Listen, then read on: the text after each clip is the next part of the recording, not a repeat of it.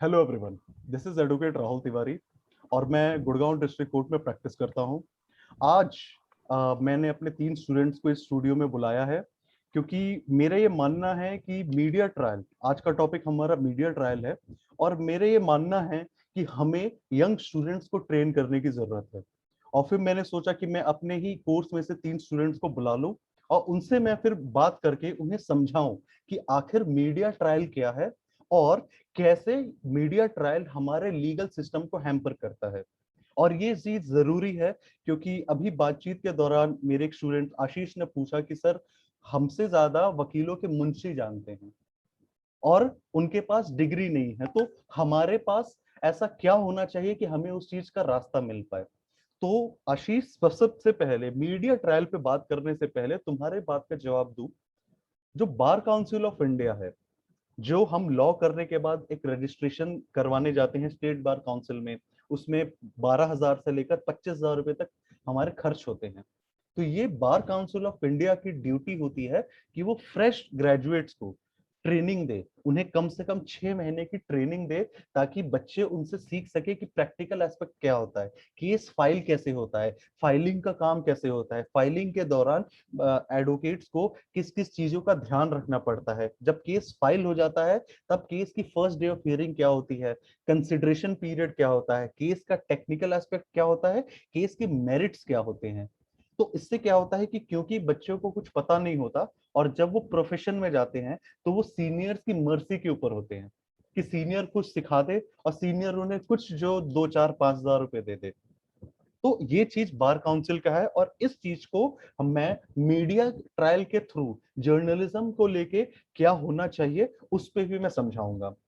तो आज का लेक्चर दोस्तों मैंने इस तरीके से प्लान किया है कि ये 3 स्टूडेंट्स, मिस्टर आशीष रावल एमईटी गुड़गांव के छात्र हैं, सृष्टि भी एमईटी गुड़गांव के छात्र हैं, एंड अमृता, आप अपने बारे में बताएंगे, आप कहाँ से, आप कौन सी यूनिवर्सिटी से लॉ कर रहे हैं? Good morning everyone. So I am Amrita Mohanty. मैं दी लॉ कॉलेज से पढ़ती हूँ जो कि कटक में है, it's in Odisha. And university का बताया जाए तो from Madhusudan law university. Okay okay.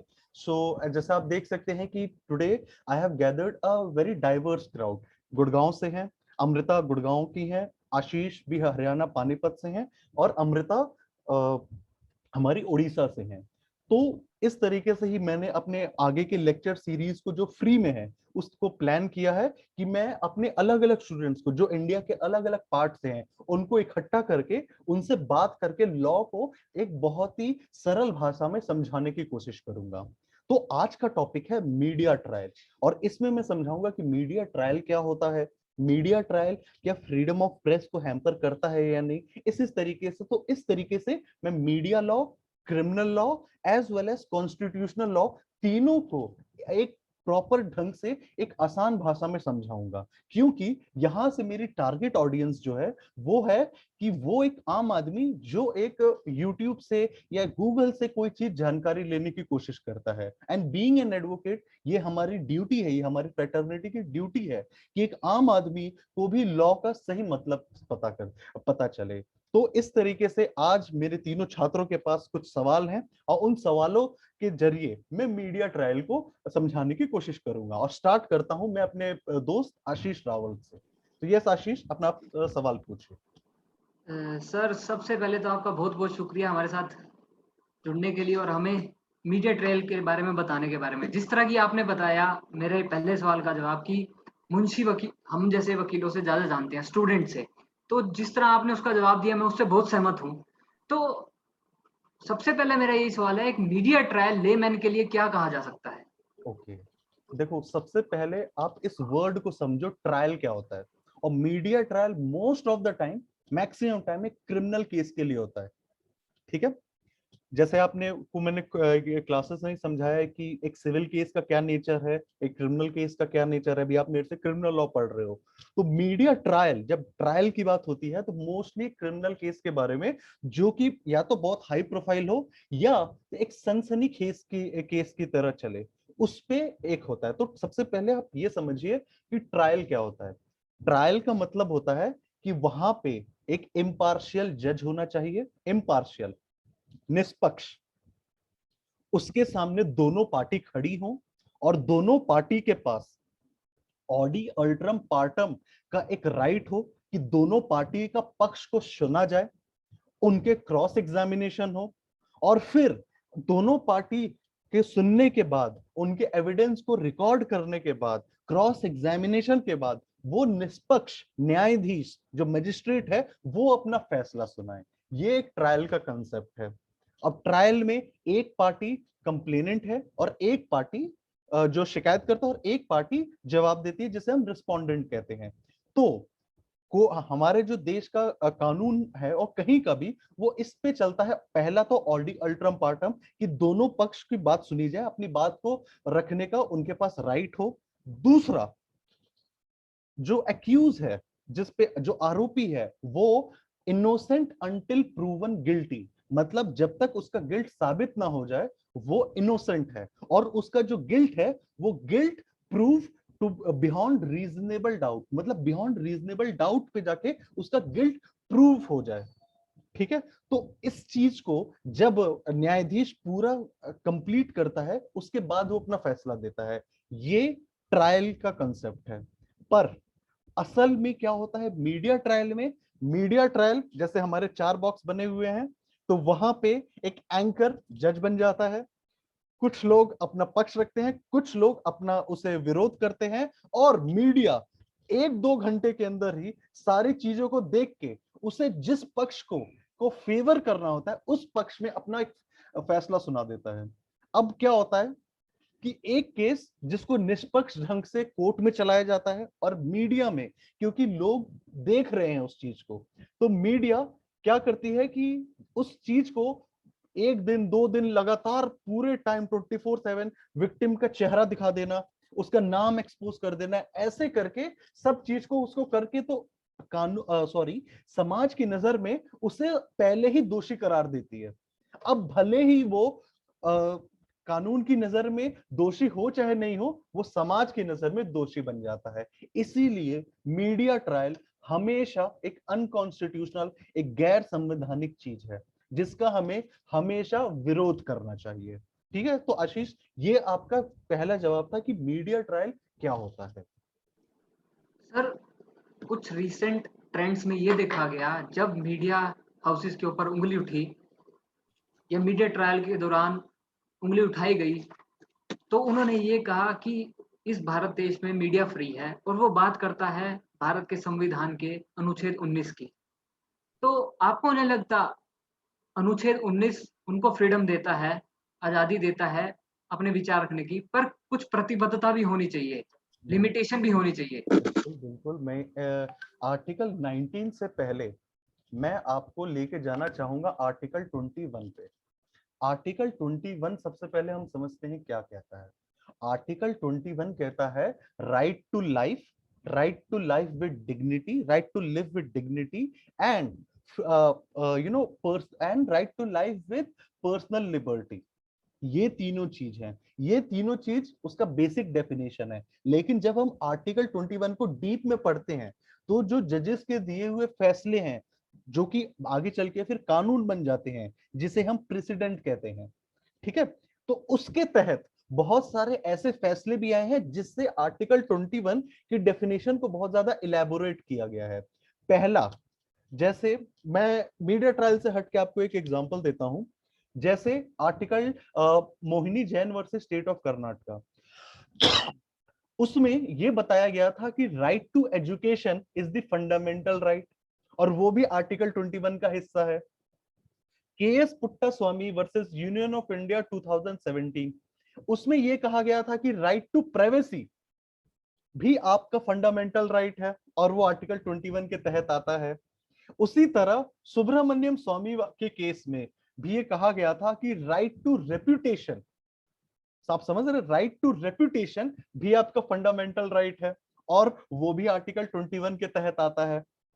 आप समझ रहे हैं?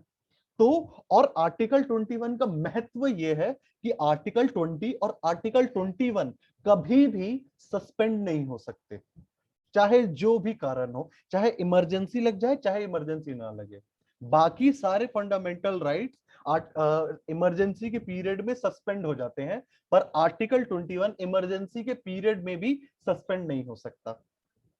ठीक है, उसके बाद आप आइए आर्टिकल 19 में। आर्टिकल 19 का पहला पार्ट क्या कहता है? Freedom of speech and expression, मतलब आप अपनी बात को बोल सकते हैं, आप अपनी बात को जाहिर कर सकते हैं।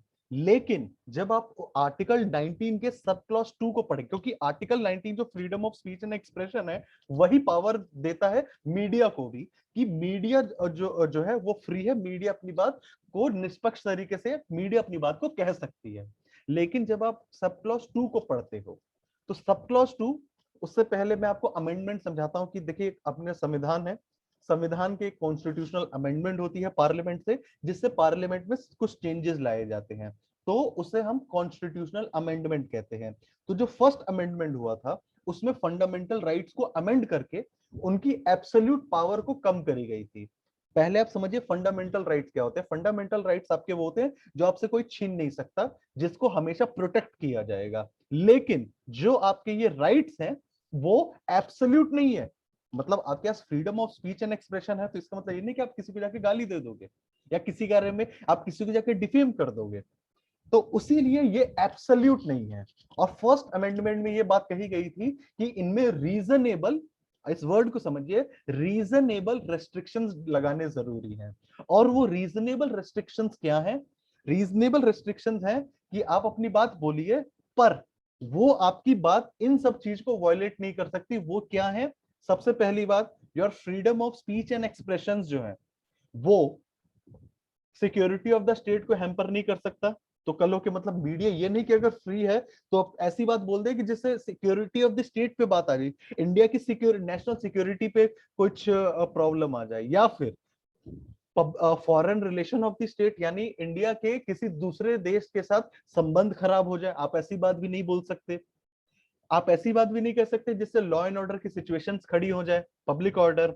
आप ऐसी बात भी नहीं कर सकते जो मोरालिटी के खिलाफ हो जाए, ठीक है, जो चीज इमोरल हो। या फिर आप ऐसी बात भी नहीं बोल सकते जो डिफेमेटरी हो, जो किसी को डिफेम कर दे।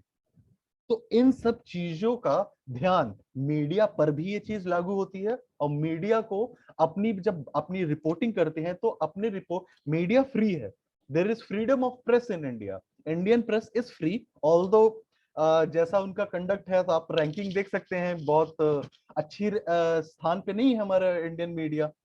तो इस चीज पे तो खैर ध्यान देने की जरूरत है, पर उसके साथ साथ ध्यान ये भी देने की जरूरत है कि आपके पास freedom of speech and expression है, लेकिन वो रीजनेबल रिस्ट्रिक्शंस के साथ है। आप समझे आशीष? ओके।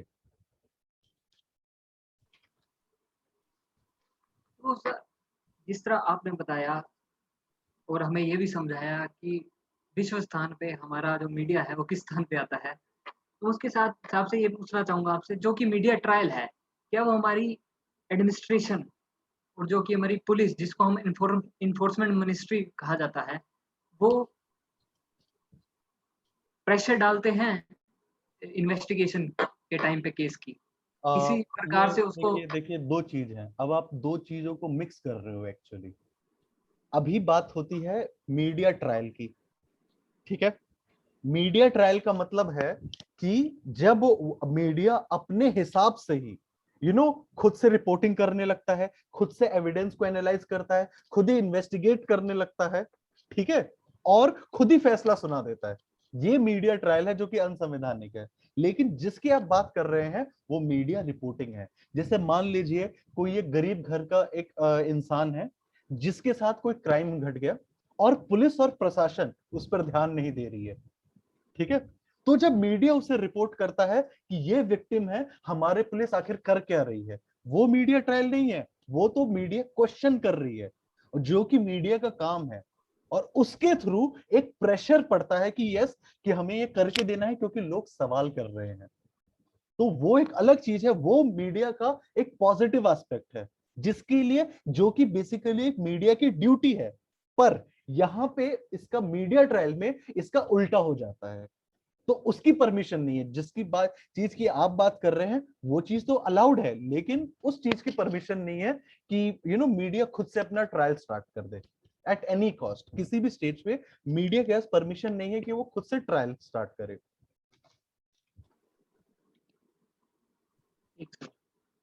क्या जो मीडिया रिपोर्ट है वो कानूनी अदालतों में एडमिसिबल है एज एन एविडेंस, या इसके उनको लिए उनको इसमें कंसीडर करा जा सकता है? सबसे पहली बात, अगर आप मेरे से प्राइमा फेसिस का जवाब पूछें, ठीक है, अगर आप मेरे से इसका प्राइमा फेसी जवाब पूछें तो नहीं। मीडिया रिपोर्ट्स कभी भी, मीडिया अगर कुछ चीज रिपोर्ट कर रही है एज एन एविडेंस के तौर पे कि ये चीज हुआ है, ये चीज हुआ है, वो एडमिसिबल नहीं है मीडियन रिपोर्ट्स। बट कई कई दौरान हमें देखा गया है कि मीडिया खुद से स्टिंग ऑपरेशंस करती है, और इस चीज में मैं आपका ध्यान दो केस पे लाना चाहूंगा। एक तो जसिका लाल केस है, और एक केस है एक डीयू की प्रोफेसर का, जिसके पे एक फेक स्टिंग ऑपरेशन रन किया गया था, और उस पे ये बताया गया था कि वो मानव तस्करी कर रही है।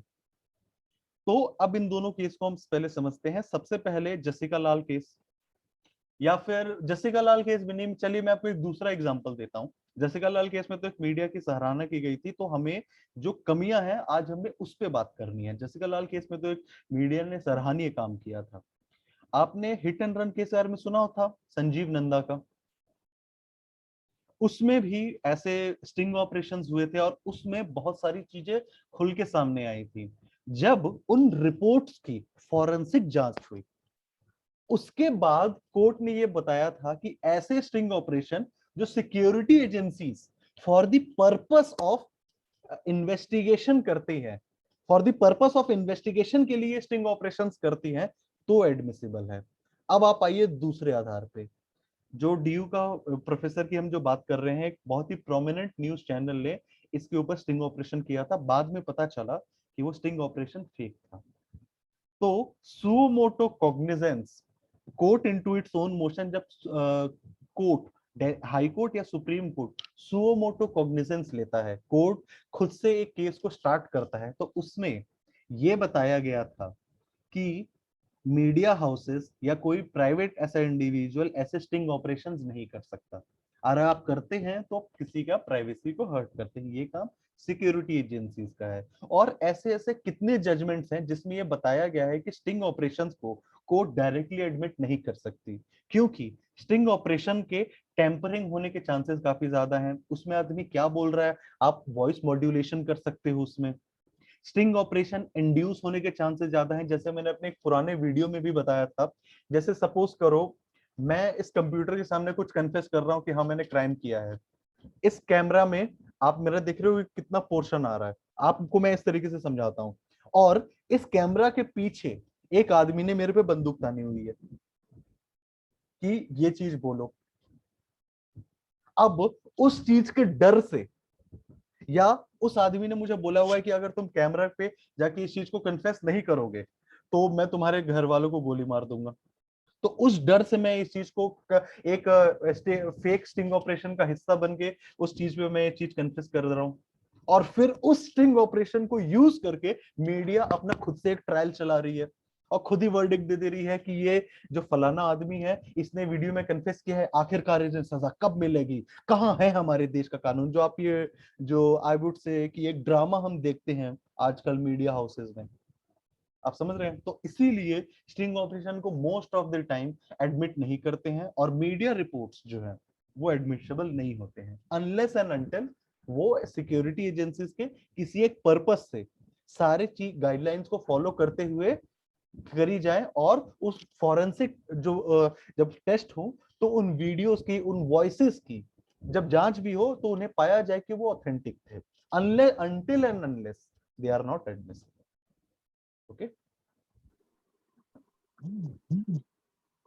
बिल्कुल सर, आपका कहना सही था। जो स्टिंग ऑपरेशन है वो बोथ साइडेड होते हैं, जिस तरह आपने उदाहरण भी दिए। तो मेरा अगला ये क्वेश्चन ये है कि जो आईपीसी का, भारतीय दंडनीय संहिता का सेक्शन 499 की एक्सेप्शन 4 मीडिया को परमिट करती है कोर्ट प्रोसीडिंग को रिपोर्ट करने के लिए। यस, बिल्कुल करती है। अब यहाँ पे एक ग्रे एरिया आ जाता है। देखिए हमारे लॉ में 3 तरीके के इंटरप्रिटेशन हैं। पहला इंटरप्रिटेशन कहता है लिटरल इंटरप्रिटेशन की, जो भी बताया गया है, जो भी कानून, जो भी वर्ड कानून है, उसे आप वर्ड टू वर्ड फॉलो करना है। जैसे मैंने अभी हाल में जब मैं स्कूल के बच्चों को ही पढ़ा रहा था, वहां भी मैंने एग्जांपल दिया था कि अब जैसे इनकम टैक्स लॉ है कि 30% इनकम टैक्स देना है, तो आपको 30% देना है, वो 29.5% नहीं हो सकता, दैट इज 30%। अब गोल्डन रूल पे आ जाइए। गोल्डन रूल ऑफ इंटरप्रिटेशन बोलता है कि जहां पे जुडिशियरी आप अपने एनालिसिस कर सकती है, जैसे आर्टिकल 21, जहां पे जुडिशियरी ने आर्टिकल 21 के संदर्भ को ही बढ़ा दिया था कि राइट टू प्राइवेसी भी आर्टिकल 21 का पार्ट है, राइट टू एजुकेशन भी आर्टिकल 21 का पार्ट है, राइट टू रेपुटेशन भी आर्टिकल 21 का पार्ट है। फिर आता है इंटरप्रिटेशन ऑफ मिसचिफ, जिसका मतलब है जो चीज लिखी भी नहीं है, आप उसे अपने तरीके से इंटरप्रेट करके आप अपना पर्पस फुलफिल करते हैं। जैसा कि हमारे क्लास में भी डिस्कस हुआ था इस चीज को, और मैं चाहता था कि ये चीज बाकी लोगों तक भी पहुंचे, एक एक बहुत ही लेमैन लैंग्वेज में।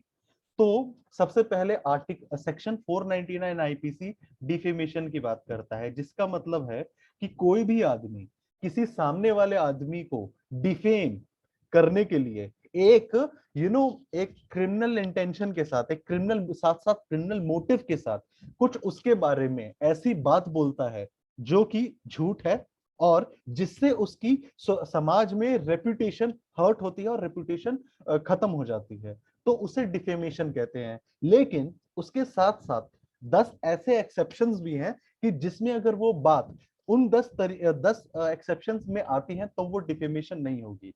जैसे फॉर एग्जांपल एक्सेप्शन 4 जो आपने सवाल उठाया कि जो मीडिया को राइट देता है कि वो कोर्ट प्रोसीडिंग को रिपोर्ट कर सके, तो लॉ क्या कहता है? लॉ कहता है कि कोर्ट में जो हुआ है आपको उसको एज इट इज बताना है। जैसे फॉर एग्जांपल कि फॉर एग्जांपल दिल्ली में एक मर्डर हुआ, एक्यूज को पकड़ा गया, एक्यूज को कोर्ट में पेश हुआ, एक्यूज ने नॉन गिल्टी प्लीड किया, एक्यूज ने नॉन गिल्टी प्लीड करने के बाद एक्यूज के एडवोकेट ने बेल के लिए अप्लाई किया, और उसकी बेल या तो एक्सेप्ट हुई या रिजेक्ट हुई, और उसके बाद एक्यूज को या तो पुलिस कस्टडी मिली या जुडिशियल कस्टडी मिली, दैट्स इट।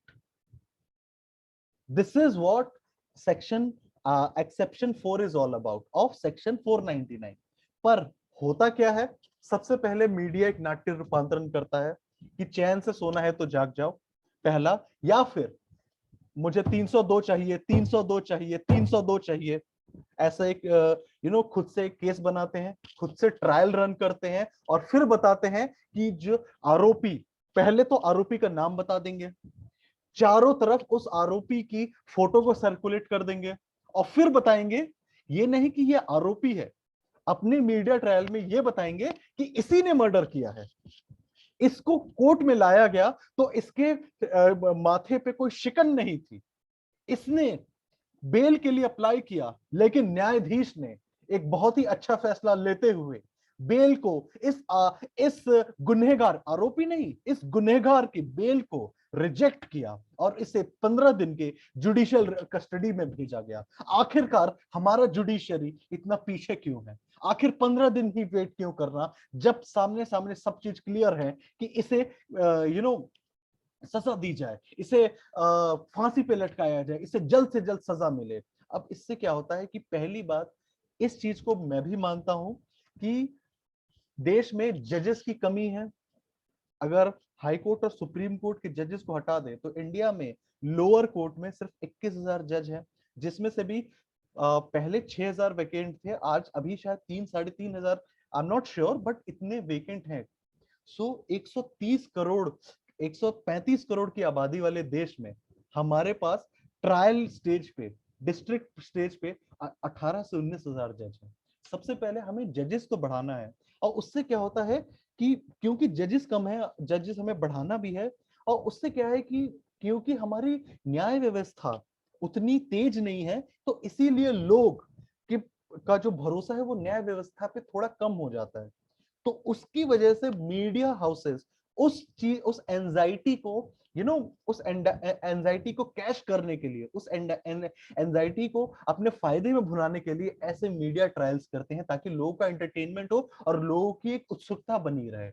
और इसीलिए वो एक्सेप्शन 4 का मिसयूज करते हैं, ठीक है, मिसयूज करके खुद से एक पैरेलल ट्रायल चला देते हैं जिसकी उन्हें परमिशन नहीं है। उन्हें बस ये रिपोर्ट करना होता है कि आज कोर्ट में क्या हुआ, और उसके साथ साथ वो ग्रे एरिया को एक्सप्लॉइट करते हैं, और उसके साथ साथ वो अपना ओपिनियन भी देते हैं और अपना जजमेंट भी पास कर देते हैं। और उससे क्या होता है कि एक्यूज की रेपुटेशन खत्म हो जाती है सोसाइटी में, एक्यूज की प्राइवेसी खत्म हो जाती है सोसाइटी में, और सबसे इंपॉर्टेंटली एक्यूज जो है वो आरोपी गुनहगार है या नहीं, अदालत के साबित होने से पहले समाज की नजर में वो आजीवन गुनहगार बन जाता है। तो इसीलिए एक्सेप्शन 4 में सबसे पहले में अमेंडमेंट की भी जरूरत है, जिसकी मैं लास्ट में बात करूंगा, ठीक है, कि हमें क्या अमेंडमेंट की जरूरत है। पर एज ऑफ नाउ जो तुम्हारा सवाल था आशीष, वो उसका जवाब यही है कि हमें इसकी जो ग्रे एरिया है जिसका मिसयूज होता है उस पे हमें वर्क करने की जरूरत है, ठीक है। बिल्कुल सही कहा सर आपने, एक्सेप्शन के लिए अमेंडमेंट जरूरी है, it's need of the hour. तो मेरा अगला सवाल जवाब ये है, जिस तरह की आपने बताया एक मीडिया ट्रायल में एक जूरी बैठ जाती है, वो अपना ओपिनियन देती है, उसी के बिना पे जजमेंट दे देती है जो कि फैक्ट्स एकत्रित करके। तो मेरा ये आपसे यह है कि मीडिया फ्री है जजेस के पर्सनल ओपिनियन को डालने के लिए अपने मीडिया ट्रायल में? देखो, एक्सेप्शन 4 पे मैं तुम्हें फिर से लाता हूँ। एक्सेप्शन 4 क्या होता है? एक्सेप्शन 4 का मतलब ही यही है कि कोर्ट में जो हुआ है वो बताए। तो जब मीडिया को जज के ओपिनियन बताती हैं तो उन्हें बस ये बताना है, उनको संदर्भ को सही रखना है कि जज ने अपना ये ओपिनियन दिया इस संदर्भ में। पर मान लीजिए जज ने गुस्से में कोई एक बात बोल दी, या किसी चीज पे प्रोसिक्यूशन को फटकार लगाई कि आपको ये सबूत लेके आने चाहिए थे, अदरवाइज मैं बेल दूंगा, या कुछ भी है, तो जजेस की पर्सनल ओपिनियन को भी मीडिया घुमा फिरा के जब पेश करती हैं तो उसकी उन्हें परमिशन नहीं है, और बकायदा ये कंटेम्प्ट ऑफ कोर्ट, ठीक है। आई होप आपको समझ में आ गया आशीष अब नाउ इस चीज का कि सेक्शन 499 क्या है, आर्टिकल 19 क्या है, 21 क्या है, और एक्सेप्शन 4 क्या है, जिसमें आपकी भी उत्सुकता थी और आप जानना चाहते थे कि इसे मिसयूज कैसे होता है, ठीक है। बिल्कुल सर। तो आई गेस आपके सवाल हो गया। अब मैं आई गेस अपने दूसरे स्टूडेंट के पास जाऊंगा, अमृता मोहंती। अब शुक्रिया सर आपका। Thank you Ashish so much. Okay, अब अमृता आप अपने सवाल पूछिए। सर थैंक यू सर, पहले सर अपॉर्चुनिटी देने के लिए। आपने बहुत कुछ बोला। अब जब आपने बोला जजेस के बारे में, इतना सब कुछ सुनने के बाद बेसिक सा सवाल है सर आपसे कि सर ये मीडिया ट्रायल जो है सर क्यों होता है ये? देखिए, इसके लिए बहुत सारे जवाब है। जैसा आशीष के भी सवाल में था कि जजेस के पर्सनल ओपिनियन या मीडिया ट्रायल, उसमें ही मैंने बताया कि लोगों की, क्योंकि न्याय व्यवस्था जो हमारी बहुत जल्दी फैसले नहीं देता, ठीक है, उसमें सुधार की जरूरत है। पर क्योंकि उसमें जल्दी फैसले ना आने के कारण लोग काफी ज्यादा निराश होते हैं। तो उस चीज को कैश करने के लिए मीडिया अपने फायदे के लिए खुद से मीडिया ट्रायल करता है, जिससे उनकी टीआरपी बढ़े। टीआरपी बढ़ेगी तो उनको उससे ज्यादा रेवेन्यू जनरेट होगा, उससे वो ज्यादा पैसे कमाएंगे। या फिर मीडिया ट्रायल करता है अपने किसी प्रोपोगंडा को प्रमोट करने के लिए, किसी एक आरोपी से किसी एक आरोपी जिसमें फंसा है तो उसको बदनाम करके अपने किसी प्रोपोगंडा को फुलफिल करना चाहता हो, उस चीज के लिए मीडिया ट्रायल होती है।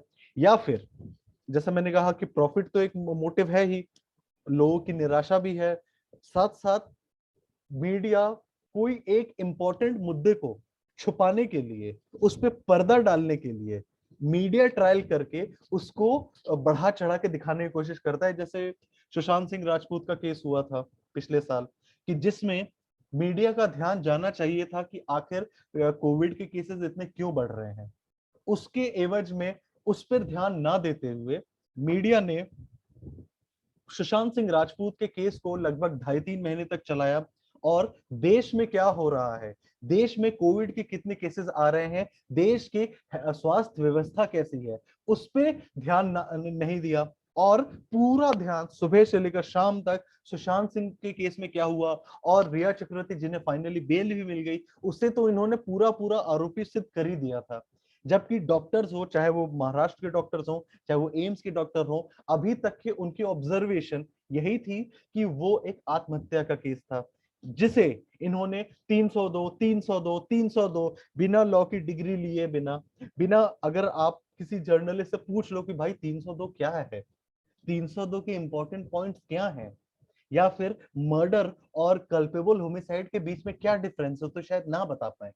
लेकिन जस्ट बिकॉज उन्हें बहुत सारी कमियों को छुपाना था और अपना प्रोपोगंडा भी साथ साथ बढ़ाना था, उसके साथ साथ अपने टीआरपी भी बढ़ानी थी, क्योंकि लोगों की सुशांत सिंह राजपूत के केस में एक उत्सुकता बन गई थी।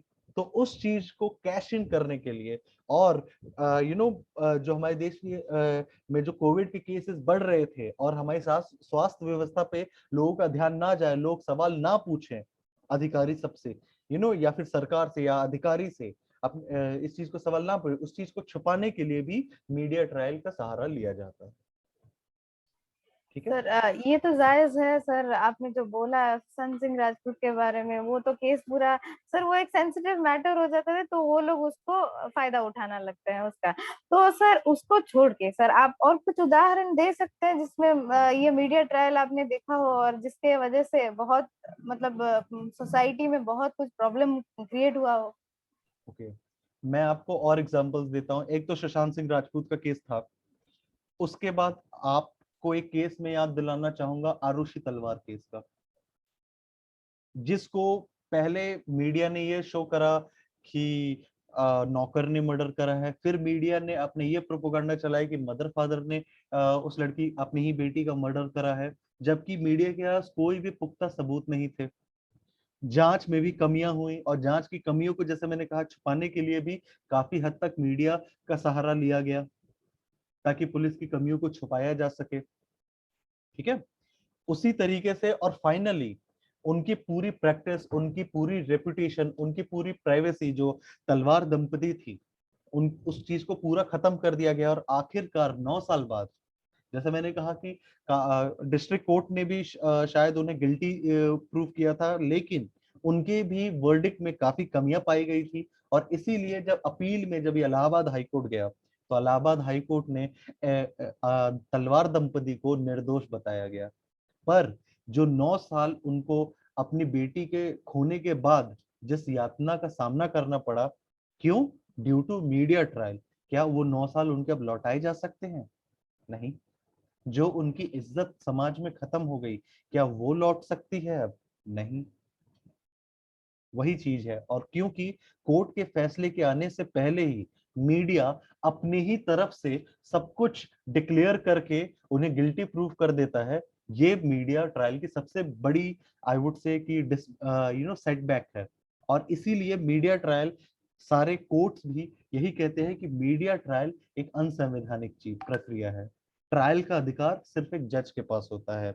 मैं आपको और केसेस का एग्जांपल दूं, जैसे डॉक्टर कफील खान का केस हुआ कि हॉस्पिटल में ऑक्सीजन की कमी थी, वो अपने पैसों से लेके आए, बाद में उन्हीं को अरेस्ट किया गया और मीडिया ने उनके खिलाफ ही ट्रायल स्टार्ट कर दिया, उनको ही उस चीज का दोषी बता दिया गया धर्म के आधार पर। बहुत बड़ी राजनीति हुई उनके साथ भी। आखिरकार फिर वो जब जेल से छूटे, फिर दूसरे आरोप में उनको अंदर कर दिया गया, और अंत में क्या हुआ, हाई कोर्ट ने उन्हें क्या बता के रिहा किया कि वो निर्दोष हैं। लेकिन ये पिछले कुछ साल में जितना उनको झेलना पड़ा डॉक्टर कफील खान को, क्या वो चीज को लौटाया जा सकता है? नहीं। सिमिलरली एक केस और मैं वो बताऊंगा,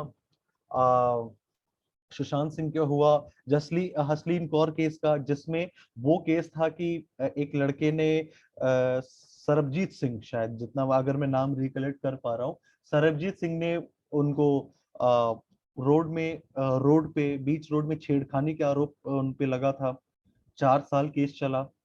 वो जो कंप्लेनेंट थी, शिकायतकर्ता थी, वो एक बार भी कोर्ट नहीं गई, और मीडिया ने पहले दूसरे तीसरे दिन में ही बिना की बात सुने बिना मीडिया ट्रायल की एक खास बात और होती है कि जो आरोपी होता है उसकी कोई बात सुनी नहीं जाती, उसे बस उसका दोष बता दिया जाता है और फिर गिल्टी डिक्लेयर कर लिया जाता है। जो काम एक जज का है, पहले थोड़ा हंसी मजाक नहीं सही, मैं उनको बताना चाहूंगा कि जज बनना भी आसान नहीं है। पहले लॉ की पढ़ाई करो, फिर पीसीएसजे का एग्जाम निकालो, या फिर एचजेएस का इतनी कठिन परीक्षा होती है, पीसीएसजे या एचजेएस, वैसे एग्जाम निकालो, फिर जज बनो, या फिर कॉलेजियम से सेलेक्ट होकर हाई कोर्ट या सुप्रीम कोर्ट के जज बनो, तब जाके आदमी जज बनता है। और ये बिना वकालत की डिग्री लिए बिना, जज बने बिना, अपने स्टूडियो में बैठ के किसी को ऐसे ही डिक्लेयर कर देते हैं। सरबजीत सिंह के कोई सफाई नहीं ली गई और उन्हें एक आरोपी सिद्ध कर दिया गया। और वुमेन सेफ्टी जो एक हमारे समाज का एक बहुत अहम पहलू है, मैं इस चीज को एक्सेप्ट करता हूं कि वुमेन सिक्योरिटी एक बहुत बड़ा कंसर्न है हमारी सोसाइटी के लिए। पर उसके साथ साथ हमें ये चीज भी ध्यान देनी पड़ेगी कि वुमेन सेफ्टी के नाम पर हम किसी निर्दोष को आरोपी से गुनहगार घोषित करके उसकी रेपुटेशन को खत्म नहीं कर सकते। Because at every instance every accuse has article 21 with them.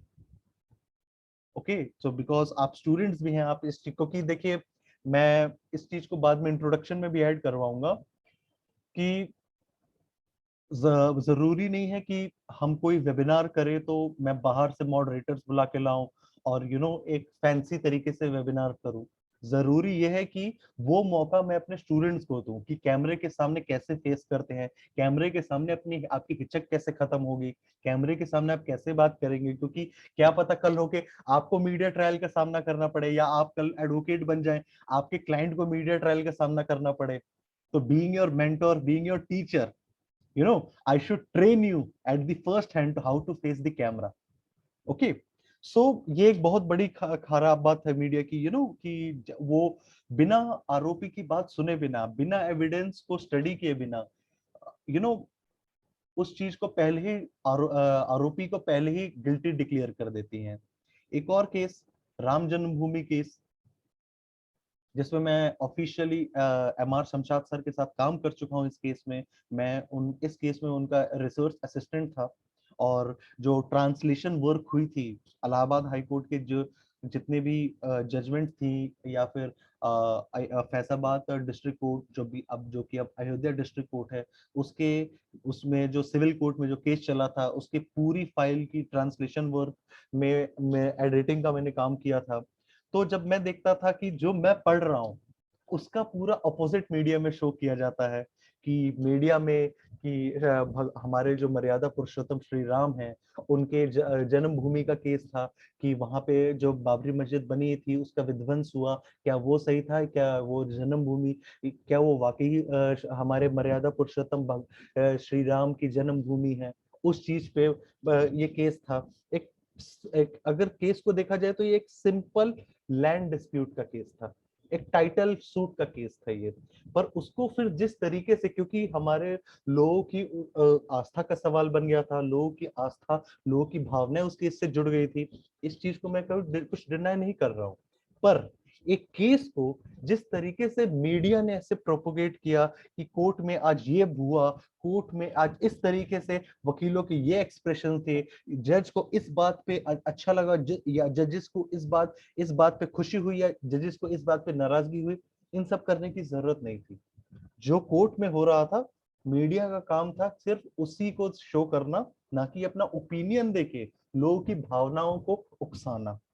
और अगर हम न्यूज की देखें, अगर केस की हट जाए, क्योंकि केस का जो फैसला गया हम सभी को उसका सम्मान करना चाहिए। अगर अदालत ने बोला है कि वहां पे भगवान हमारे मर्यादा पुरुषोत्तम श्री राम की जन्मभूमि थी, तो हमें सर्वोच्च न्यायालय की बात को अस्वीकार करनी चाहिए। पर मेरा सवाल उस चीज पे नहीं है, मेरा सवाल कोर्ट के वर्डिक्ट पे नहीं है, ना ही किसी की भावना से है। मेरा सवाल है मीडिया के कंडक्ट पे, कि मीडिया ने कैसे एक केस को यूज करके लोगों की भावनाओं को कैसे किस तरीके से उकसाया था। तो ये मैं आपको बहुत सारे के तरीके बताए कि क्या, कि बहुत सारे जो एग्जांपल्स हैं मीडिया ट्रायल के वो हैं। ठीक है। सर, तो अभी आपने बताया कि वो कैसे लोगों के मतलब सेंसिटिव इश्यूज और उनके फीलिंग्स के साथ एक जो बोलते हैं ना आग लगाने का काम करते हैं जैसे, तो उसको मतलब मद्देनजर रखते हुए आप एक जो बोलते हैं कंक्लूजन देते हुए क्या बोलेंगे कि ये मीडिया ट्रायल की वजह से ये सोसाइटी पे और केस के ऊपर क्या मतलब सबसे ज्यादा प्रभाव कैसे पड़ रहा है? ओके, चलिए इस चीज को हम केस के नजरिए से देखते हैं। ठीक है, केस के नजरिए से अगर हम देखते हैं कि कैसे है क्या नहीं है, तो सबसे पहले केस में क्या होता है, एक जज होता है, जैसे मैंने बताया था ट्रायल में एक इम्पार्शियल जज होता है। तो अब मैं आपको एक जजमेंट बताता हूं, M P Lohia versus State of West Bengal 2005।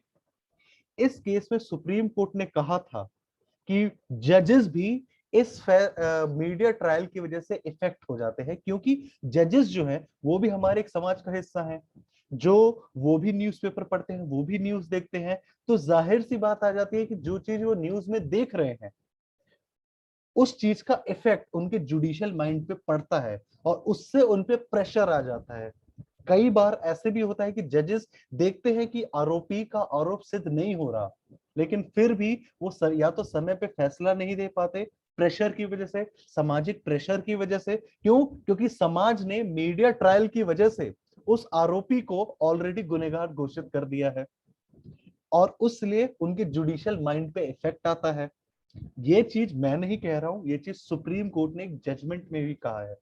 और कई बार अपने टॉक शो पे या किसी लेक्चर के दौरान भी कितने जजेस, आप लाइव लॉ ऐप डाउनलोड करिए, उस पे आप पढ़ेंगे कि कितने जजेस इस चीज पे, जैसे डाउरी का दहेज का मुकदमा आ गया, अब डाउरी का आरोप जिस पे लगा है और समाज उन्हें मीडिया ट्रायल की वजह से पहले ही आरोपी घोषित कर चुका है, तो जजेस पे बहुत प्रेशर आ जाता है कि उन्हें बेल दे या नहीं दे। या फिर सेडिशन के केसेस आ जाते हैं, सेडिशन का केस अगर किसी पे लगा है तो उस पे वो मीडिया पे उछलता ही उछलता है। और जजेस की ये वर्डिक्ट्स हैं कि अगर हमने बेल दे दिया तो लोग क्या कहेंगे। इस चीज के प्रेशर को लेके जब एक जज के ऊपर ऐसा अननेसेसरी प्रेशर पड़ता है तो उसकी निष्पक्षता पे, मैं सवाल नहीं उठा रहा हूं, पर उसकी उनकी जजेस की निष्पक्षता हैम्पर होती ही है। वो चाह कर भी जो एक निष्पक्ष फैसला देना चाहते हैं वो समय रहते नहीं दे पाते। तो सबसे पहला हुआ जज। अब आ जाइए आरोपी पे। आरोपी पे क्या क्या इफेक्ट आ जाता है जजेस मीडिया ट्रायल का? सबसे पहले जैसे मैंने बताया, राइट टू प्राइवेसी, जो उसका संवैधानिक अधिकार है वो हैम्पर हो जाता है। उसकी राइट टू रेपुटेशन, जो आर्टिकल 21 प्राइवेसी के साथ साथ हिस्सा है, वो खत्म हो जाती है। तो हम दो दो इंपॉर्टेंट फंडामेंटल राइट्स को वायलेट कर देते हैं मीडिया ट्रायल की वजह से। आगे बढ़ते हैं तो उस वजह से उसकी नौकरी भी बनाती है, क्योंकि मीडिया ट्रायल की वजह से तो उसकी रेपुटेशन समाज में खत्म हो गई। तो जहां काम कर रहा है या फिर जो उसकी सोर्स ऑफ इनकम है उस पे इफेक्ट आती है। अगर वो कोई बिजनेस रन कर रहा है तो उसके बिजनेस पे उस चीज को इफेक्ट आ जाता है, उसके बिजनेस में बहुत ज्यादा उसका कैपिटल लॉस होता है। ये हो गया दूसरा पक्ष। अब आ जाइए प्रोसिक्यूशन पे, कि प्रोसिक्यूशन पे कैसे इफेक्ट आता है। सबसे पहली बात, उनके काम हैम्पर होती है, क्योंकि मीडिया खुद ही इन्वेस्टिगेशन का रोल ले लेता है। तो इस वजह से वो अपना काम कोर्ट में सही ढंग से कर नहीं पाते।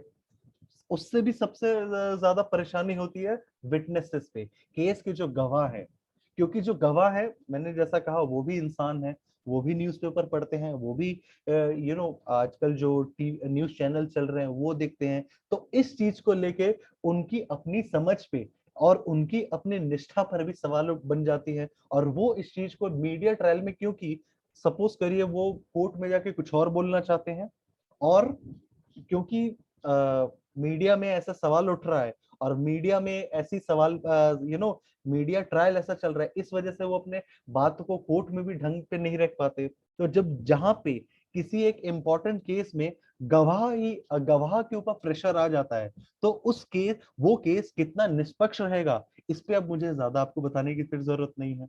तो मीडिया ट्रायल का क्या इफेक्ट है, मैंने आपको तीनों तरीके से बता दिया। जज पे क्या इफेक्ट आता है, एक्यूज पे क्या इफेक्ट आता है और साथ साथ प्रोसिक्यूशन पे क्या इफेक्ट आता है, उससे भी ज्यादा उस केस का समाज में कितना गलत मतलब जाता है। तो आप सामाजिक रूप से भी देखें तो मीडिया ट्रायल समाज के लिए भी कितनी घातक है, इस चीज से आप अंदाजा लगा सकते हैं। ठीक है सर सर ये बहुत मतलब आपने जो अभी बोला है, ये आंसर दिया है, इतना एनालाइज करके कभी आपको पब्लिक ने भी सोचा नहीं होगा कि किस हिसाब से मीडिया ट्रायल का इतना बड़ा असर पड़ रहा है उन लोगों पे। तो इसको मद्देनजर रखते हुए ये मीडिया ट्रायल को सर कुछ हद तक अगर हम चाहें कि इसका जो साइड इफेक्ट है, जो कि बुरा साइड इफेक्ट पड़ रहा है, तो उसको ठीक करने के लिए सर हम मतलब कानूनी तौर पर क्या स्टेप्स ले सकते हैं? सबसे पहली बात तो चलिए इस चीज की खुशी हो रही है कि जैसे अब तुम बोलना चाह रही हो, क्योंकि हिंदी तुम्हारी फर्स्ट लैंग्वेज नहीं है, और जिस तरीके से तुम धीरे धीरे कॉन्फिडेंस ला रहे हो, बीइंग ए मेंटर मेरा वही जॉब था कि चलो तुम्हें मैंने कैमरा के साथ, क्योंकि मैं तो 27 वेबिनार कर चुका हूँ, 6 वर्कशॉप्स कर चुका हूँ, और 6 पैनल डिस्कशंस कर लो तो 33 हो गए, और इतने लेक्चर्स दे चुका हूँ, तो अराउंड 70-80 बार तो मुझे एक्सपीरियंस हो गया कैमरा के सामने आने का। तो एटलीस्ट एक मेरे ये काम था कि चलो इस चीज को लेके तुम भी कैमरा के सामने आ रहे हो, ठीक है, तुम्हारा भी कॉन्फिडेंस बिल्ड हो रहा है। So this was the again one of my sole aim. और फिर मैंने सोचा कि जैसा मैंने पहले ही बताया कि मेरा एम नहीं था कि बाहर से किसी को लेके आओ, वो एक फैंसी इंट्रोडक्शन दे, मैं इसे एक सनसनीखेज करूं, नहीं। मेरा था तुम तीनों मेरे स्टूडेंट हो, मैं तुम्हारे साथ साथ सोसाइटी को भी समझाऊं मीडिया ट्रायल के बारे में। तो जैसा तुमने पूछा, और जैसा हमारे दोस्त आशीष ने भी बोला था कि हम सर इसमें क्या अमेंड कर सकते हैं, तो सबसे पहली बात, मैं कानून पे चलो बाद में जाता हूं, सबसे पहली बात मैं ये बोलूंगा कि मीडिया ट्रायल जिसके खिलाफ हो रहा है, सबसे पहले हम उसकी तरफ से सोचते हैं कि वो क्या क्या स्टेप्स ले सकता है। तो सबसे पहली बात, मीडिया अब मैंने क्या कहा कि क्रिमिनल केस को लेके बात हो रही है ना, एक क्रिमिनल केस चल रहा है, तो उस हिसाब से आप हाई कोर्ट मूव करिए इंजंक्शन के लिए। सबसे पहले आप अपने बचाव के रास्ते को खोजिए कि आप इंजंक्शन के लिए जाइए। इंजंक्शन क्या है कि किसी चीज पे रोक लगाना टेम्पररी पीरियड के लिए, या कुछ एक पर्टिकुलर टाइम फ्रेम के लिए। तो उसके लिए आप कोर्ट जब आप मूव करते हैं, तो आप कोर्ट में इंजंक्शन में दो तरीके के इंजंक्शन है। सबसे पहला order 39 of CPC, permanent injunction पे जाइए कि जब तक कोर्ट का फैसला नहीं आ जाए, सबसे पहले उसमें उन्हें कोर्ट को कन्विंस करना पड़ेगा कि हमारा केस थोड़ा सनसनी है, इसको अगर मीडिया रिपोर्ट करती है, तो मीडिया अगर इस केस को रिपोर्ट करने के लिए अगर अपने फ्रीडम ऑफ प्रेस की पावर को यूज करती है, तो उससे जो आरोपी है या केस को इतने नुकसान होने की संभावना है, आपको कोर्ट को कन्विंस करना पड़ेगा। तो उसके लिए फिर कोर्ट ऑर्डर 39 ऑफ सीपीसी के तहत परमानेंट इंजंक्शन लगाएगा कि जब तक कोर्ट का फैसला नहीं आता, मैं इस चीज पे आपको इंजंक्शन कोर्ट लगाती है कि जब तक इस केस का फैसला नहीं आता आप इसके बारे में कुछ रिपोर्ट नहीं करेंगे। तो जब इस केस का फिर फैसला आ जाएगा, उसके बाद फिर मीडिया के पास एज यूजुअल पूरा पूरा राइट है कि वो उस केस को पूरा रिपोर्ट कर सके। उसके साथ साथ एक इंजंक्शन और होता है, section 39 of specific relief act, जो कि मैंडेटरी इंजंक्शन की बात करता है। तो जब आप इंजंक्शन के लिए जाते हैं, तो दोनों आप अपने एप्लीकेशन में डालिए, परमानेंट एंड मैंडेटरी इंजंक्शन, आप दोनों मांग सकते हैं। तो परमानेंट इंजंक्शन मैंने आपको बता दिया। मैंडेटरी परमानेंट इंजंक्शन जो होता है, जिसे कानूनी भाषा में हम कहते हैं प्रोहिबिटिव, जहां पे कोर्ट प्रोहिबिट करता है, रोकता है कोई चीज करने के लिए। मैंडेटरी इंजंक्शन को हम पॉजिटिव इंजंक्शन भी कह सकते हैं, क्योंकि वहां कोर्ट को कुछ करने के लिए ऑर्डर देता है। ठीक है, मैंडेट परमानेंट इंजेक्शन में कोर्ट ने बोला रोक दो, मैं सॉरी, मैंडेटरी इंजेक्शन में कोर्ट ऑर्डर देता है कि ये करो। तो मैंडेटरी इंजेक्शन में आप क्या प्रे करते हैं कि my lord, due to media trial, अभी तक मीडिया ने ये ट्रायल करा है और अपने कुछ ट्रायल के वीडियो जो अपने एपिसोड्स थे यूट्यूब या अपने वेबसाइट पे अपलोड करा है। तो मैं कोर्ट से गुजारिश करता हूं कि उन्हें मैंडेटरीली ऑर्डर किया जाए, मैंडेटरी इंजंक्शन, कि उन वीडियोस को टाइम पीरियड के लिए, mind you, injunction is always for time period, time period के लिए अपने वेबसाइट या अपने यूट्यूब से हटाया जाए। ये एक पहला राइट है विक्टिम के पास। मान लीजिए वो ऐसा नहीं कर पाता, या ऐसा करने में वो या तो समय रहते सक्षम नहीं था, या उससे चूक हो गई, तो प्रिवेंटिव मेजर्स तो वो ले नहीं पाया, बचावात्मक रास्ता, जो बचाव का रास्ता जो कहते हैं, तो अब वो प्यूनिटिव रास्ते पे जाएगा सजा के लिए। तो पहला रास्ता क्या है, वो डिफेमेशन केस कर सकता है मीडिया हाउस पे, कि या उस पर्टिकुलर आदमी पे जो उसकी मास रिपोर्टिंग कर रहा है उस केस की, और एक अपने खुद से ट्रायल चला रहा है। दूसरा आप एक्शन क्या ले सकते हैं, आप क्रिमिनल कंटेम्प्ट ऑफ कोर्ट उस पूरे मीडिया हाउस पे कर सकते हैं। तो उस पे मीडिया पे कोर्ट कंटेम्प्ट पे फिर फाइन लगाती है। एक एग्जांपल, जैसे कठुआ गैंग रेप केस हुआ था, जैसा कि हमारे देश का कानून कहता है कि जो गैंग रेप की विक्टिम है, आप उसके बारे में पर्सनल इंफॉर्मेशन, जैसे उस विक्टिम की फोटोग्राफ, उस विक्टिम का नाम आप पब्लिश नहीं कर सकते। मीडिया ने उस चीज को किया, तो मीडिया पे कंटेम्प्ट पिटीशन, कंटेम्प्ट का केस चला, और सारे मीडिया हाउसेस पे, चाहे वो एनडीटीवी हो, जी न्यूज हो, या जितने भी न्यूज चैनल्स हैं, लगभग जो उसमें, लगभग मुझे जितना याद है, आज तक वगैरह सारे न्यूज लीडिंग न्यूज चैनल्स थे, और सब न्यूज चैनल्स पे 10-10 लाख रुपए का फाइन लगा था। पहले 25 लाख रुपए का लग रहा था, जिसे कम करके 10 लाख रुपए का फाइन किया गया था। इसके अलावा भी आप कंपनसेशन मांग सकते हो, जितना आपका मीडिया ट्रायल की वजह से नुकसान हुआ। तो ये सारे रेमेडीज अवेलेबल है विक्टिम के पास। तो जब हमने, ये विक्टिम के पास है, अब हमारी क्या ड्यूटी बनती है, जैसे आप, मैं, सृष्टि, अमृता या आशीष हुए, हम लोग एक जिम्मेदार नागरिक के तहत हम लोग क्या कर सकते हैं, हमारी क्या ड्यूटी बनती है। जब भी आप ऐसे ऑब्जेक्शनेबल, मैं तो मीडिया ट्रायल को हमेशा एक ऑब्जेक्शनेबल कंटेंट ही बताऊंगा, ठीक है। तो इंडियन ब्रॉडकास्टिंग एसोसिएशन एक संस्था है जो सारे न्यूज चैनल्स को गवर्न करती है। आप उसमें इंडियन ब्रॉडकास्टिंग एसोसिएशन में एक कमेटी होती है, BCCC, broadcast content complaint committee. इसमें जब भी ऐसे कुछ मीडिया ट्रायल चले, आप उसके खिलाफ कंप्लेन करिए कि ये एक ऑब्जेक्शनेबल चीज है। व्हाई? क्योंकि जो मैटर सबजुडिस होता है, सबजुडिस क्या है, जो मैटर कोर्ट में चल रहा है, जो मैटर एक सबजुडिस है, ये उस चीज का प्रशासन कर रही है और ये कानून तोड़ रही है। तो एक जिम्मेदार नागरिक के तहत हम ये स्टेप ले सकते हैं। अब आते हैं, अब हमने एक विक्टिम की बात कर ली, हमने अपनी भी बात करी, क्योंकि भारत क्या है, भारत हम ही लोग से तो है, तो हमारी भी एक जिम्मेदारी बनती है हमारे समाज के प्रति। अब आइए कानून में क्या चेंजेस होते हैं, जो हमारे मित्र आशीष ने सवाल उठाया था। सबसे पहली बात, जो अमेंडमेंट की बात होती है, हमें एक्सेप्शन 4 ऑफ सेक्शन 499 को अमेंड करने की जरूरत है।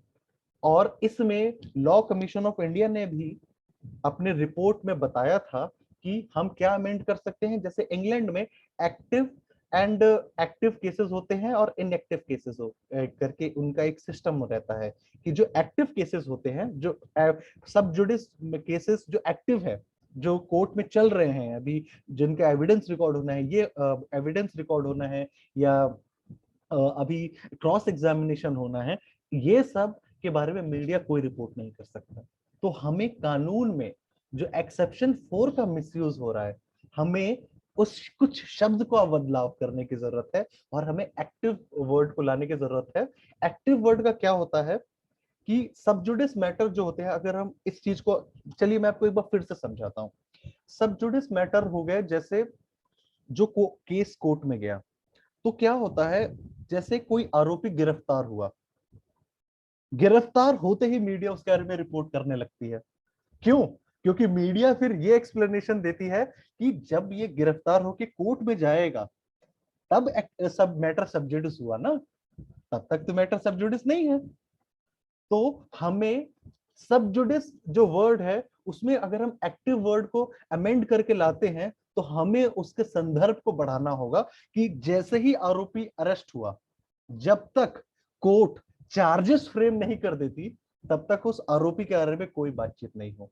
तो इस तरीके से जो हमारी पुलिस है, कोर्ट है, वो निष्पक्ष और बिना किसी प्रेशर के काम कर सकती है, और मीडिया को एक मौका नहीं मिलेगा मीडिया ट्रायल करने के लिए। क्यों? क्योंकि अरेस्ट से लेकर फ्रेमिंग ऑफ चार्जेस तक एक्टिव केस है, तो तब तक वो केस के बारे में कुछ रिपोर्ट ही नहीं कर सकते। तो इस तरीके से एक काफी लंबे समय तक, जब तक चार्जेस फ्रेम नहीं होते, जो आरोपी है उसकी रेपुटेशन और प्राइवेसी बची रहेगी। तो ये एक 3 इंपॉर्टेंट चीज थी जो मैं बताना चाहता था एज ए रिकमेंडेशन कि हमें क्या करने की जरूरत है। तो I just hope Amrita, I guess आपके भी सवाल का पूरे मैंने अच्छे से जवाब दिया, और आई गेस आशीष और अमृता ने जिस तरीके से अपने क्वेश्चंस को फ्रेम करा था उस तरीके से इनकी भी नॉलेज बढ़ी है, और जो ये वीडियोस देख रहे हैं, जो वो वीडियो देख रहे हैं, उनकी भी नॉलेज बढ़ेगी, और वो मीडिया ट्रायल क्या है उस चीज की उसको गहराई से समझ पाएंगे। ठीक है? Okay, thank you sir. Sir आपने बहुत अच्छे से सर सब चीज का एक्सप्लेनेशन दिया है, और सर आशा यही है कि सब लोग मतलब जितने अच्छे से आपने समझाया है उतने अच्छे से उस चीज को दूसरों को भी जाके अवेयरनेस फैलाए और सबको इस चीज के बारे में आगाह करेंगे। Thank you. Thank you sir. तो अब मैं बचे हमारे लास्ट पार्टिसिपेंट्स सृष्टि बिदानी जी। तो यस सृष्टि जी, अब आप अपने सवाल पूछिए।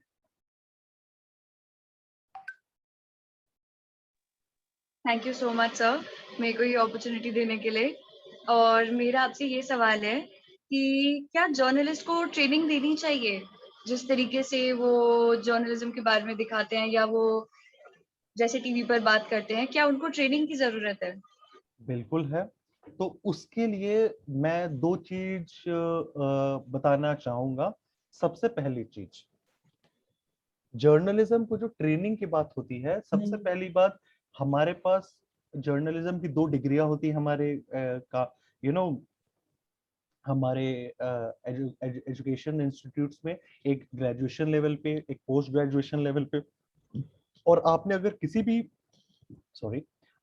किसी भी फील्ड में ग्रेजुएशन किया है, फिर भी आप जर्नलिज्म की पढ़ाई अपने मास्टर्स में कर सकते हैं। लेकिन सवाल ये है कि जर्नलिस्ट बनता कब है आदमी? जब उस फील्ड में चला जाता है। और जब उस फील्ड में जाता है, जैसा मैंने कहा कि हमें एडवोकेट्स को ट्रेनिंग देने की जरूरत है, मैंडेटरी ट्रेनिंग देने की जरूरत है, उसी तरीके से सबसे पहली बात, जर्नलिज्म में भी जो जर्नलिस्ट हैं उन्हें एक प्रॉपर ट्रेनिंग देने की जरूरत है। ट्रेनिंग में उन्हें सबसे पहले हमें संविधान के बारे में उन्हें पढ़ाने की जरूरत है डिटेल में। ये कंपल्सरी ट्रेनिंग होनी चाहिए। और संविधान में ट्रेनिंग देने के बाद उन्हें क्रिमिनल लॉ पढ़ाना चाहिए कि क्या डिफेमेशन है और क्या डिफेमेशन नहीं है, और उन्हें किस तरीके से न्यूज को रिपोर्ट करना है पूरी ईमानदारी से। और पूरी देखिए, मीडिया की स्वतंत्रता जरूरी है, पर मीडिया की स्वतंत्रता के साथ साथ मीडिया की निष्पक्षता भी जरूरी है। तो वो अपनी बात को निष्पक्ष तरीके से कैसे कर पाए, उसके लिए भी उन्हें ट्रेनिंग देने की जरूरत है। ठीक है? सर बिल्कुल, मेरे को लगता है कि सच में जर्नलिस्ट को ये सारी चीजें पहले जाननी चाहिए अपने क्वेश्चंस पुट अप करने से पहले। सर एक और सवाल था मेरा आपसे कि पीसीआई को कितनी पावर देनी चाहिए? पीसीआई जो हुआ प्रेस काउंसिल ऑफ इंडिया। जी sir, press council of India. Okay, तो press council of India at present एक स्टैट्यूटरी बॉडी है, और वो सिर्फ विजिलेंस का काम करते हैं। उनकी बात को रिकमेंड, वो अगर कोई चीज के ऑब्जर्व करती हैं किसी चीज को, या किसी चीज के बारे में उन्हें रिकमेंड, किसी चीज के बारे में वो रिसर्च करती है, तो वो सिर्फ एक रिकमेंड ही कर सकती हैं। तो मेरा ये मानना है कि जो काउंसिल्स की बात करते रहते हैं कोर्ट्स में, या जो सुशांत सिंह राजपूत के केस में भी बॉम्बे हाई कोर्ट ने जिस चीज का फैसला दिया था, आई गेस एक नई संस्था बनाने से अच्छा है जो हमारी प्रेस काउंसिल ऑफ इंडिया है, आप हम उन्हें ही, उनके ही पावर्स को इंक्रीज करें, उनमें ही एक कमेटी बैठाएं जो एक विजिलेंस कमेटी का काम करे। और एक body press council of India की विजिलेंस का काम करे, और एक body press council of India की प्रोसिक्यूशन का काम करे, कि जो विजिलेंस के रिपोर्ट को उसमें आप एडवोकेट्स को हायर कर सकते हैं एज या तो पैनल में आप हायर कर लीजिए, या आप उन्हें प्रॉपर एक लीगल एडवाइजर के रूप में हायर कर लीजिए, कि जो विजिलेंस की रिपोर्ट आई है वो प्रेस काउंसिल ऑफ इंडिया के पार्टी बना के उस मीडिया हाउसेस के खिलाफ केस फाइल कर सके कोर्ट में। तो उससे केस भी स्ट्रांग होता है। क्यों?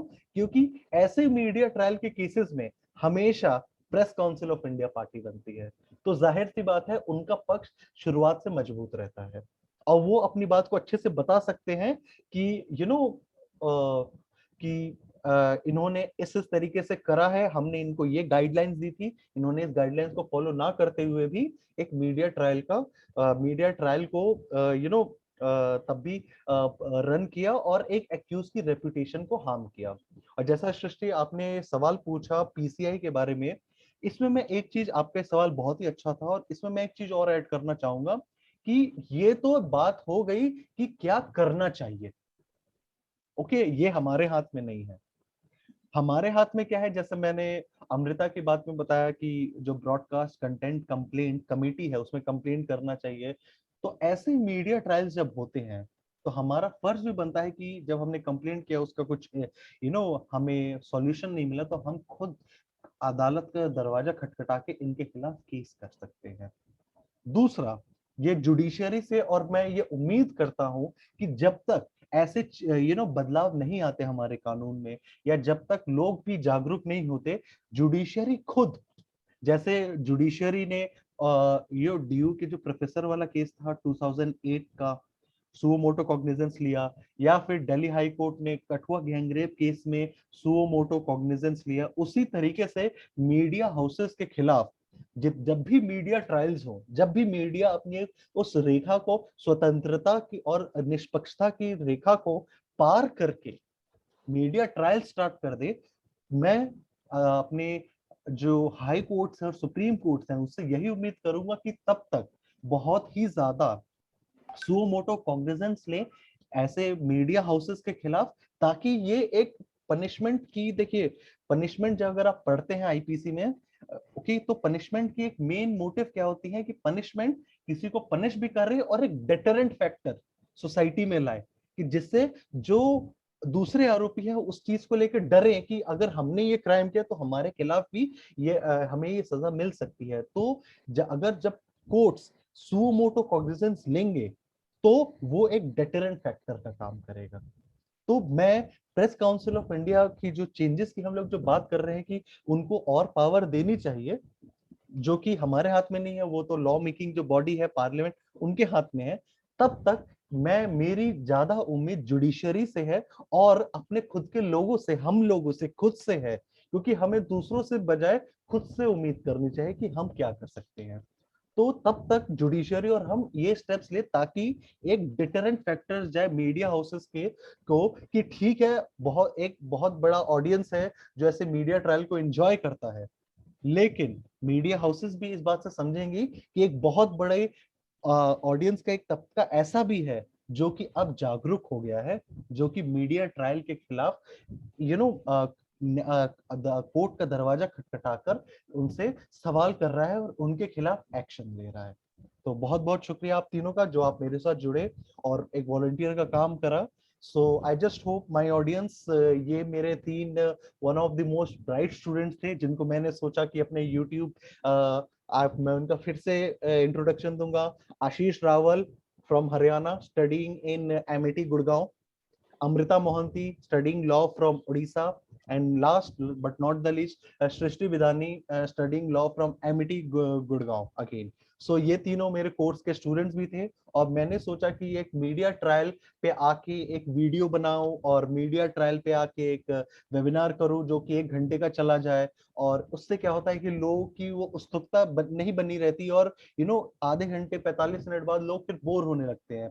तो फिर मैंने सोचा कि चलो मीडिया ट्रायल को लेके मैं अपने 3 सबसे काबिल और होनहार स्टूडेंट्स को लेके आऊं और उनके थ्रू मैं इस चीज को मैं इस चीज को लोगों को एक इंटरैक्टिव सेशंस बना के समझा पाऊं। और आप लोगों को आप लोगों के साथ की मुझे बिल्कुल जरूरत है। प्लीज इस वीडियो को लाइक करें, मेरे चैनल को सब्सक्राइब करें। मैं अपने और स्टूडेंट के साथ साथ को अपने स्टेज में बुलाकर उन्हें ये एक एक पब्लिक फोरम का स्टेज देकर ऐसे ऐसे और भी सामाजिक मुद्दों पर वीडियो बनाता रहूंगा। एक बार फिर, मेरा नाम एडवोकेट राहुल तिवारी है। I am a criminal lawyer practising in Gurugram district court and Delhi high court. Kindly watch this video. Please watch the video, like the video, and please subscribe my YouTube channel. And also, please spread this video among with all your friends. So please, आपसे मेरी ये हाथ जोड़ के विनती है कि please ज्यादा से ज्यादा लोगों को इस वीडियो को शेयर करें और उनको भी इस चैनल को सब्सक्राइब करने के लिए रिक्वेस्ट करें। Thank you very much.